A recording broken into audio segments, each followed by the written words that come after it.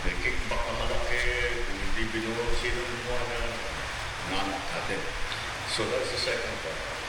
The third part is what reforms are we instituting? What did we learn from all of this? From all of this catharsis that we have gone through? One of the things, isa sa pinakamahalagang bagay, na maliwanag na lumabas sa lahat ng mga investigasyon, sa lahat ng mga pangyayari, ay nawalan tayo ng transparency. Hindi nakikita ng tao kung ano talaga ang pangyayari sa loob ng pamahalaan. At yung transparency na yan, yan din ho ang nangyayari dito sa investigasyon, kaugnay dito sa mga maanomalyang flood control project. Yung transparency na hanap-hanap ng ating mga kababayan, kahit dyan sa ICI, hindi ho natin mahagilap. Transparency, anak ng Pedro Galapata, Marcos Jr., bangag ka nga ata talaga. Kaya naman kung ano-anong ginagawa, walang nagsusumbong dahil hindi nakikita na itatago nila. Itong mga wrongdoers na ito, tinatago nila yung kanilang kalokohan. Dahil hindi naman masilip ng pangkaraniwan ng tao o kahit ng mga opisyal kuminsan. Maalala ninyo, there was a case that the governor wanted to inspect a flood control project. Yung kontratista ayaw papasukin yung governor doon sa mismong may pulis pa silang kasama. Pinigilan yung governor. That's how fake news ka naman, hindi naman police, security guard lang, ikaw naman, yan ang nga ba sinasabi natin? Baka nung pinapanood mo yan, nag-aalmusal ka, kaya ang kita mo doon sa security guard, police, ibang klase naman. The transparency situation was. Kaya tayo nandito ngayon upang i-roll out, please use that word, on the DPWH Transparency Portal. And ito ay isang sistema na ating binuo upang kahit sino, hindi kailangan opisyal, kahit sino, kung nais nilang maghanap ng impormasyon tungkol sa isang project, tungkol sa project kung sa kanilang lugar, ay maaari nilang gawin. Kaya ito po, yan yung, that is the title page. And let us use, namili kami para madaling pag-demonstrate, namili kami ng halimbawa, itong Eliseo Trinidad Access Bridge Project sa Pampanga River. Kung titignan ninyo, gamitin nyo yung search bar, makikita ninyo agad sa portal ang implementing office, ang contractor, ang halaga ng proyekto, ang accomplishment, completion date, at yung report. At agad-agad, kung meron kayong tanong, may issue tungkol sa proyektong yan, pwede niyong pindutin ang report. Yan. Kung saan maaari ninyong itag ang proyektong bilang completed, defective, duplicate, unfinished, o ghost. Anak na to ka, huwag ka na mag-confidential fund kung kami rin patatrabawin mo dun sa mga dapat na ikaw naman gumagawa, walang yara. Ang kapal talaga ng mukha nitong mama na to, ang laki-laki ng confidential fund mo, tapos kami pa uutusin mo mag-report. Di ba? Para naman merong kahihinatnan yung confidential fund na yan. Gamitin nyo na lang sa pag-monitor dyan sa mga kabalbalan dyan, sa mga flood control net. Huwag nyo na kaming itama dyan sa mga kalokohan na yan. Yung mga concerned citizen na gusto magsumbong o kung ano pa man, nasa sa inyo mo yan. Pero dapat hindi na umabot sa mga mga mamamayan yung problema na yan. Diyan pa lang sa level mo pa lang bilang presidente, sa laki ng confidential intelligence fund mo, hindi mo na kailangang tulong na sambayan ng Pilipino para mag-report. Tanggalin na natin yung vision na confidential fund na yan, Marcos Jr. Wala rin naman pala tayong pakinabang. Pambira. Kung hindi naman, pwede ninyong makita ang ibang impormasyon pa tungkol sa proyekto tulad ng location data, kung nasaan, pati may nilagay natin sa mapa, ang location data, map view, at saka yung eksaktong location ng proyekto. Meron ding tab para sa procurement detail, paano pa pinocure ng materials para dito. Kung saan naman makita ang budget para sa isang kontrata, mga petsa ng procurement activities, kaya yung mga buying sa gamit, kung kailan na-advertise, kailan pinapil, kailan inaward, at iba pa ang mga detalye ng mga kontraktor na lumahok sa bidding at ang mga winning bidder. Pero naman sa document stock naman, maaaring mag-view o mag-view ang mga ito. Kailangan mo talaga, Presidente, ba ang mag-anunsyo ng portal kung meron kang confidential intelligence fund, bilyon-bilyon. Kasi lahat ang nananakaw nila, hindi ko na paano na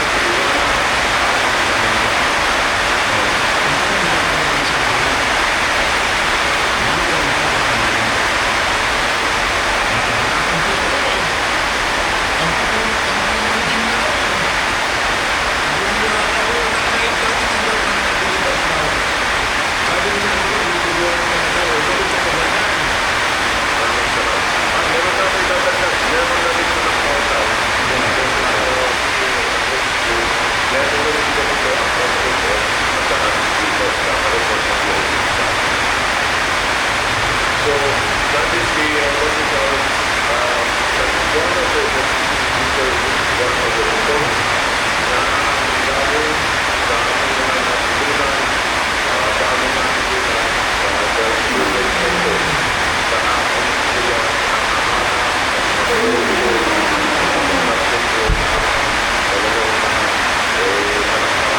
maraming puso. Kaya, talaga,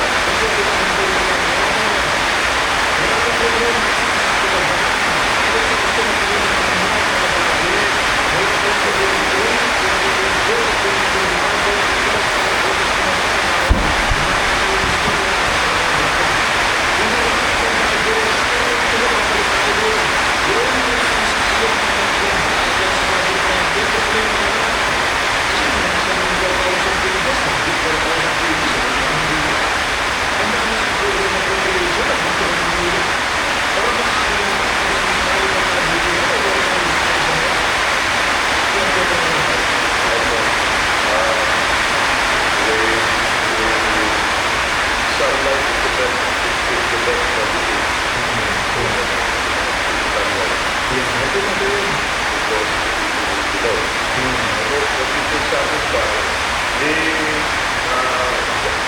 will satisfy our needs and our desire that with the process now that people have no faith in, walang katiwa-tiwala ngayon. Ang taong bayan, hindi naman sila matindi, pero wala silang tiwala sa sistema ngayon. Ay sana naman ito ay maibalik natin ang kumpiyansa na ating mga kapapawan sa ating pamahalaan. Okay, I know it is just the first step, but it is just the first step. We will keep going. Alright?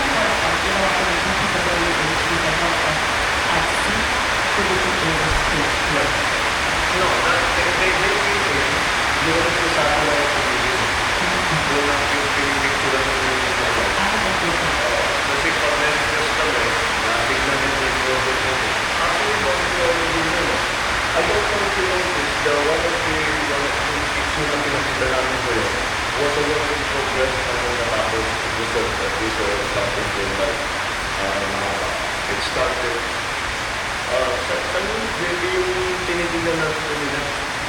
Anyway, it's one of those. That's constant naman yung monitoring natin. Pero ano yung natin ginagawa? And then, follow-up po sa President, pinakita ko lang na dito yung actual reading po sa isang lugar, isang ng community district office. Pero yung pre-qualification po ba yung feedback, yung before po na actual reading, kasama dito ba dito sa portal natin? No, because the people is not sapat na lang yung pupunta. The pre-qual is not done like that way. The pre-qualification is done in an office pinag-usapan natin na kinukonferensya yan. So it's not useful for everybody to watch it. Pero kung meron ginagawa sa pre-qualification, Lalabas sa bidding yan eh. Ba't yan na lang ang bid? Ba't nawala si ganito, si ganyan, si ganyan, si ganyan? Diba? Lalabas at lalabas yun. Mr. President, last question na lang po. Yung kung sinabi mo kanina, nag-start po yung from agency, how much, sino yung contractor, yung parang hanggang sa matapos, meron po tayong picture from start to finish. Pero na-consider din po ba ng DPWH na, kasi po ito pong na-file natin ng mga cases sa Ligang Bayan, kasama po sa mga issue ng warrant of arrest, yung po sa mga district offices na mga chief ng planning, sila po yung nag-review or tumitingin po actual sa mga project. Kasama po ba yun na kinonsider din po na pwedeng private na lang po yung parang mga PMO na ginagawa ng mga private offices po? Ano ba po? Hindi ko naintindihan. Kasi po ngayon, bawat district po, meron po tayong tinatawag na hepe ng planning, ng secretary. Sila po yung titingin po ano po yung actual. Eh, yun nga po, dito nga po nagka-problema, hindi po ba nakapalusot. And na-consider po ba, or pwede po ba natin i-consider na magkaroon ng private mga engineers, yung mga PMO na tinatawag po? Para maiwasan po yung maulit ito. Kasi po, purpose po natin ay maiwasan ito, ma-resolve. So, pwede po bang ma-consider yun? So, kasi po sa private yun po, alam kong ginagawa, Mr. President. Oo nga. Thank you po. Third party? Pwede. Third party inspector? If that's what's necessary, I just hope it doesn't, basta hindi patagalin yung proseso, bakit hindi? Who will pay for it? Thank you, Mr. President. The next question from Maricel Dalili. Hi, sir. Good afternoon. Sir, on other issue, after the statement of Malacanang that ES Bersamin has voluntarily filed his resignation, ES Bersamin also spoke to the media saying that he was asked to resign. So, sir, first was asked to resign. Why did you decide to let go of both ES Bersamin and Secretary Pangandaman? And what does it say about the cabinet that ES and Secretary Pangandaman will not into this issue? The question about Kung yung mga kababayan, baka manapon, kaya kinuha niya ulit. Chief Luke and myself, wala nag-usap na kami. We understand each other and we decided to keep it between ourselves. There's no bad blood, there's no acrimonious feeling there, so that's fine. She said Mina because her name was dragged into the whole thing. It makes it clear that whatever is going on, kung ano man ang mga questioning, kung ano man ang nangyayari, we want to be sure that she's not in a position where she might be suspected of influencing all that. Kasi when she's out of government, wala na sa influence. So, hindi mo nasasabi inayos na yung kaso. Thank you, Mr. President. We have time for two more questions, Mr. President. All right. Anna from the remaining comment.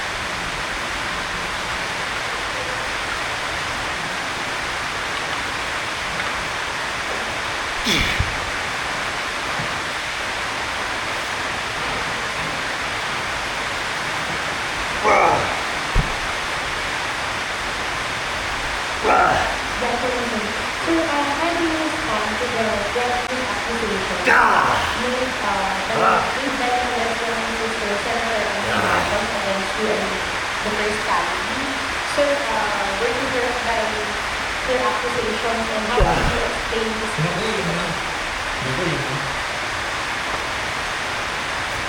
It's not political for family matters, mainly in public.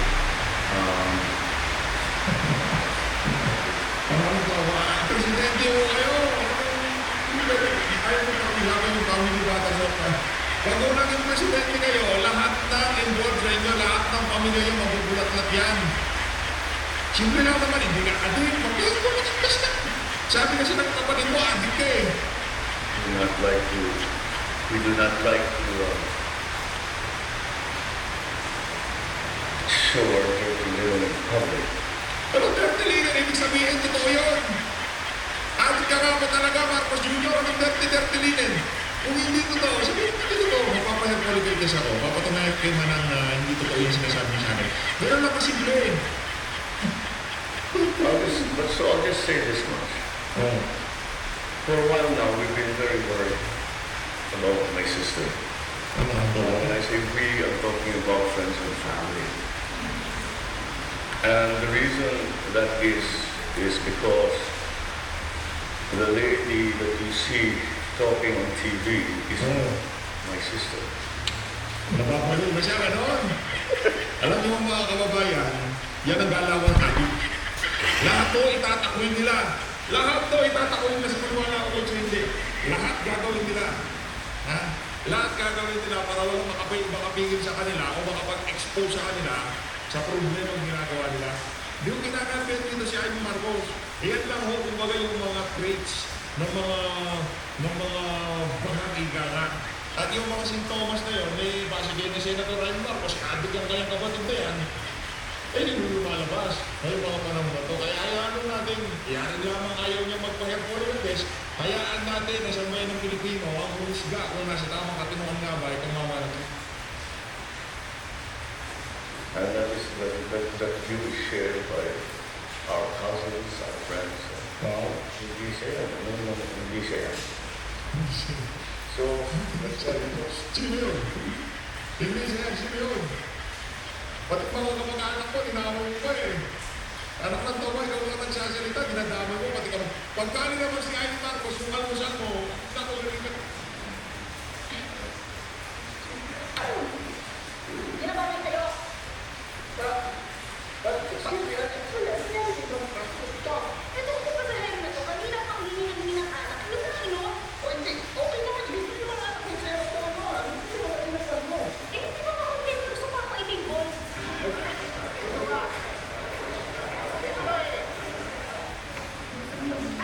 Excuse me, sir. Gusto mo na ibigay.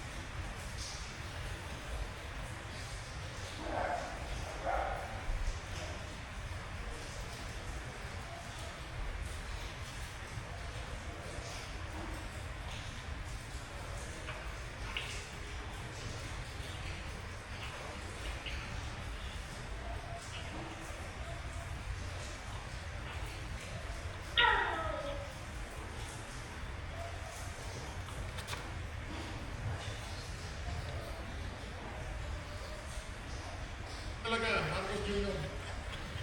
Pwede mo naman sabihin na ayaw, sabi ko niya. Basta ako, nagtatrabaho ako dito, trabaho lang. Hindi naman lagi mo sinasagot eh. For it, I are very worried about it.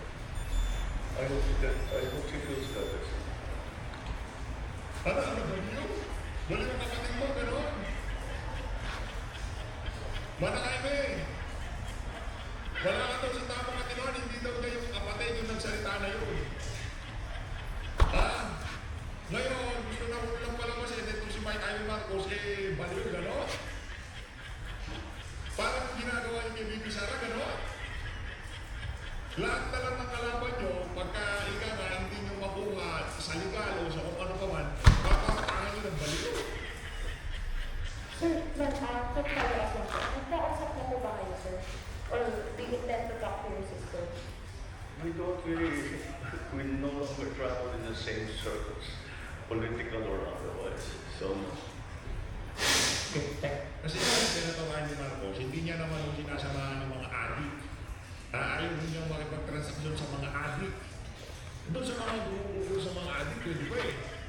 Pero doon sa mga adik, kaya hindi mo sila magkaparehas ng circle eh. Sino ba circle niyan? Langdameo, sino ba? Si Romualdez, sino ba? Oh, yung mga ano eh. Wala na si Bong Nasa, wala na. Tapos na yung mama na yun. Sino ba bang nasa circle nito mama na to? Basta yung mga kilala sa industriya. Okay, for the last question, Kat, we go to you. Good afternoon, Mr. President. Sir, we understand that you earlier mentioned that you do not want to dignify statements from former you do not want to dignify statements from former Ako Bicol Party List Representative Zatico, but he came out with a recent video claiming that you received over 50 million, if I'm correct, from kickbacks. We know that you don't want to respond to this anymore, but the public begs for your answer. How do you actually convince the public that in this battle of he said versus you said, how do you convince the public that you are the more credible side of this story, and how do you respond to his allegations directly? well, look at the quality of the statements. Alam mo, how mahaba na usapan natin tungkol sa fake news. Anyone can go online and make all kinds of claims and say all kinds of things. Paulit-ulit. But it means nothing. For it to mean something, It means natin kung sino-sino na yan. Kung hindi appropriation chairperson yan, kung hindi mo pinagkatiwalaan yan ng 3 taon dyan sa House of Representatives, it means natin kung gano'n. Kung hindi siya yung mama na yun, kasi siya yung pinagkatiwalaan mo dyan sa napakamakapangyarihan ng komite na yan sa loob ng 3 taon. Siya ang tinalaga ng iyong pinsan na mamuno dyan sa komite na yan ng 3 taon. Gusto pa nga ho nila ng umisang termino pa eh. Kaso nung umiinit pa eh, tinanggal na yung si Zaldico, pinaligyan si anong pangalan doon? Yung pagpapin na Congresswoman. Pero okay, maniniwala kami kung gano'n ang senaryo, kaso pinagkatiwalaan nyo to ng 3 taon ng gano'n ang pinsan mo. Ngayon, all of a sudden, ngayon binibisto na niya mga kabuktukan ninyo, hindi na totoo sinasabi niya. umuwi siya dito. Harapin niya yung mga kaso niya. Kung meron siyang gusto sabihin niya. Malamang tao yan eh. Kaya malalaman talaga, pero huwag mo na siya umuwi. Ako, sinasabi ko, huwag kang uuwi sa ko. Kakatayin ka noong mga individual na sinangkot mo dito sa issue na to. Pag sinabing kakatayin, anong nagtawa, itong mga nangyayari ito pagkatay ito. Ganito mo mga kababayan. Zaldico versus the President. Pag nagsalita si Zaldico, upload lang yan sa social media account niya. Kung sino makakita, yun lang makakita. Kaya na tayo dito sa PH Update. Gusto natin pakita yung dalawang side ng story. Pinakita ko yung kay Zaldico, papakita ko kay Marcos Jr. Dito ko nyo makikita mga kababayan na paano mo lalabanan. Presidente, hawak niya DILG, Ombudsman, DOJ. Uwi ka dito, gano'n. Gano'n talaga. Nakakatawa lang ang pagkakawalang bagat yan. Lahat na lang binabrasi ko. Paano siya magkakaroon ng parehas na laban dito sa issue na to? Gayo ang mismo kalaban niya, Presidente. Ano ang tulog to? Anong nagtawa? Si dating Pangulong Rodrigo Duterte, nakalagay sa batas, nakalagay doon sa ICC no. Dalhin sa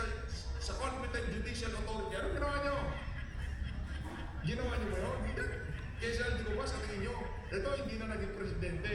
Ano lang to, kumbaga, isa lang sa mga langgam nila ito eh. Sa tingin niyo mga kababayan, anong gagawin nila kay Saldico kung sakaling umuwi sa Pilipinas? I-comment niyo sa baba. Oo. Kamo. Doon. Nagtatago sa malayo. Kasi nga papatayin siya, sira ulo ka ba? Tinatanong ba, sira ulo ka ba? Papatayin ka pa ba? Kaya siya nagtatago, base sa hindi ko ba no, pag umuwi siya dito, mismong pinsan mo pa ang nagbanta sa buhay niya. Sira ulo ka ba? Nagtatanong ka ba? Okay ka lang ba, Mr. President? Nasa tamang katinoan ka ba ba? Nagtatanong. Nagtatanong yung presidente. May sabi sa sitwasyon, kung pala gagawin niya. Hindi mo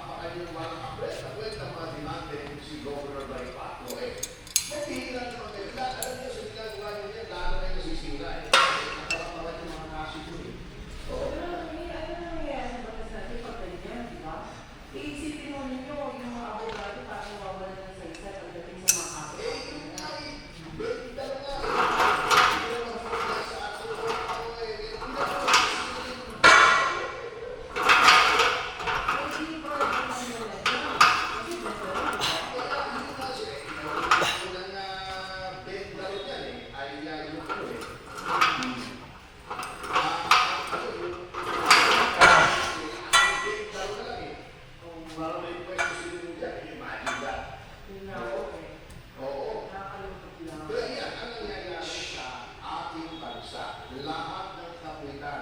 Ang dolyar, anong presyo ng dolyar? O, di ba? Eto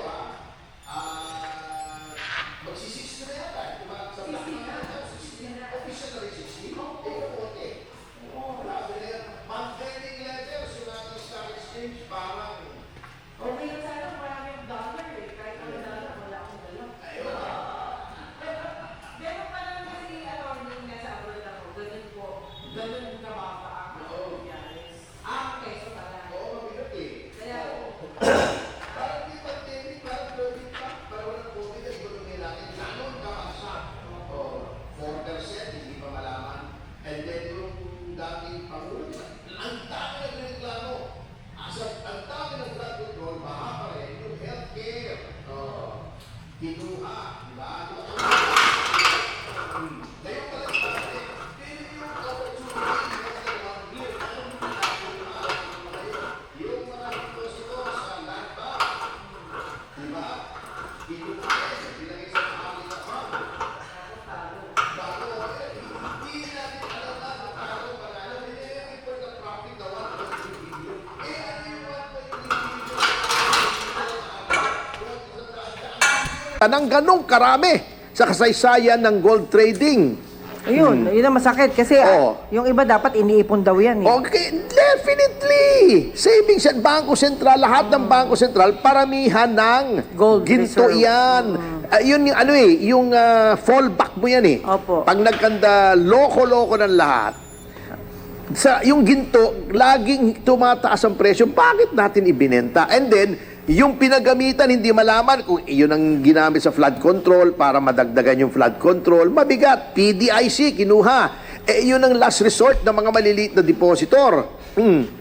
Na-impair ng more than 30% yung financial strength ng PDIC dahil